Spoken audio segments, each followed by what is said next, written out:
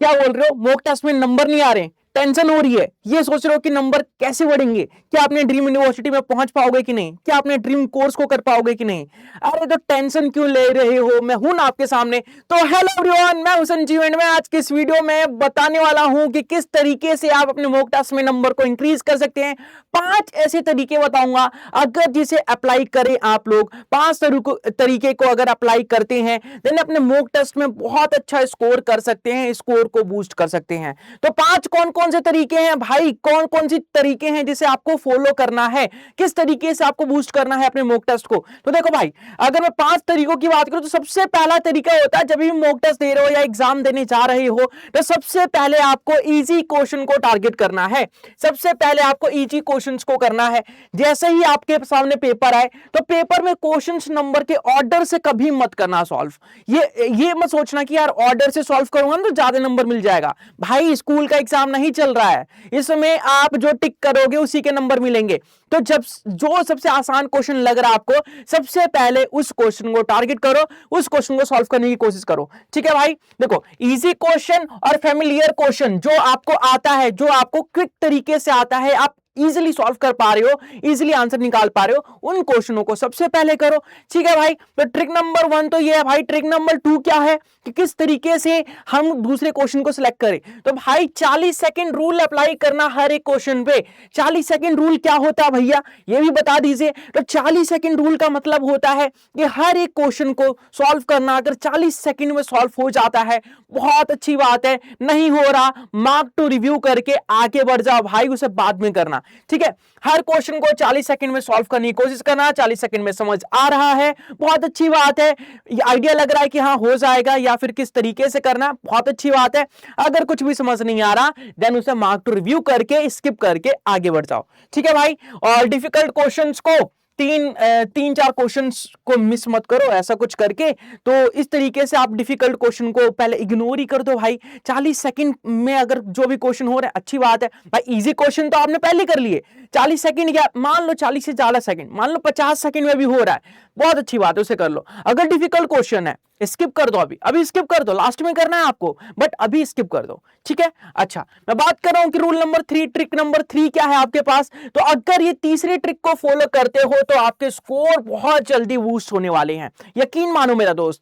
इसमें बोला क्या है कि एक्यूरेसी को फर्स्ट रखना है, स्पीड तो मेंटेन करके रखनी है, साथ ही साथ एक्यूरेसी रखना है। भाई अगर जल्दी जल्दी क्वेश्चन का आंसर दे रहे हो बट गलत दे रहे हो, क्या फायदा जल्दी देने का, बताओ ना क्या फायदा है, नंबर तो मिलेंगे नहीं, नेगेटिव नंबर और आ जाएंगे।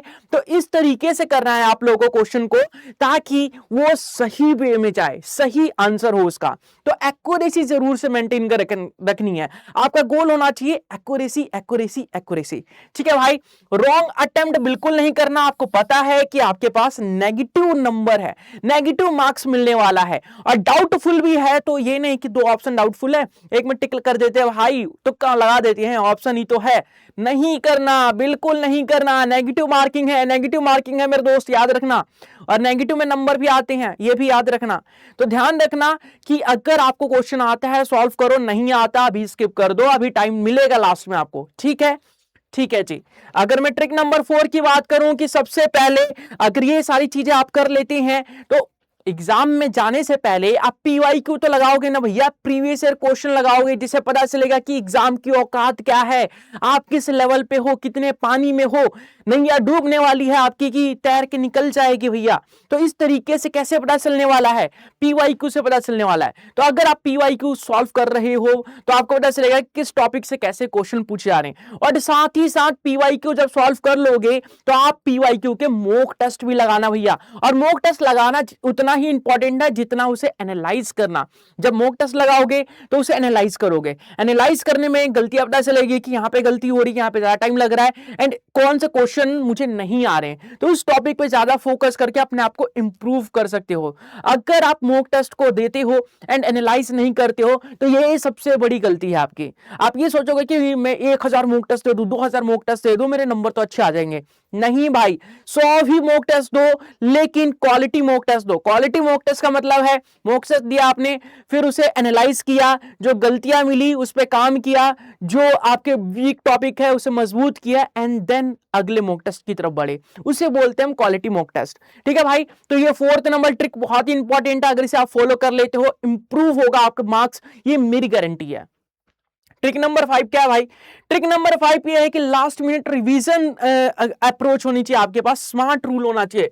स्मार्ट रखो लास्ट रिवीजन के, जो लास्ट मिनट का जो रिवीजन होता है बहुत ही स्मार्ट रखो, क्योंकि अगर लेंदी वे में रिवीजन करोगे आपको रिवीजन करने का मन नहीं करेगा, जो आता है वो भी भूल जाओगे। तो आपको करना है क्या है भाई, आपके ना एक नोटबुक बना लेना जिसमें आप फॉर्मूले लिख सको, जिसमें आप के जो डाउटफुल टॉपिक्स है वो लिख सको, उससे रिवीजन कर सको।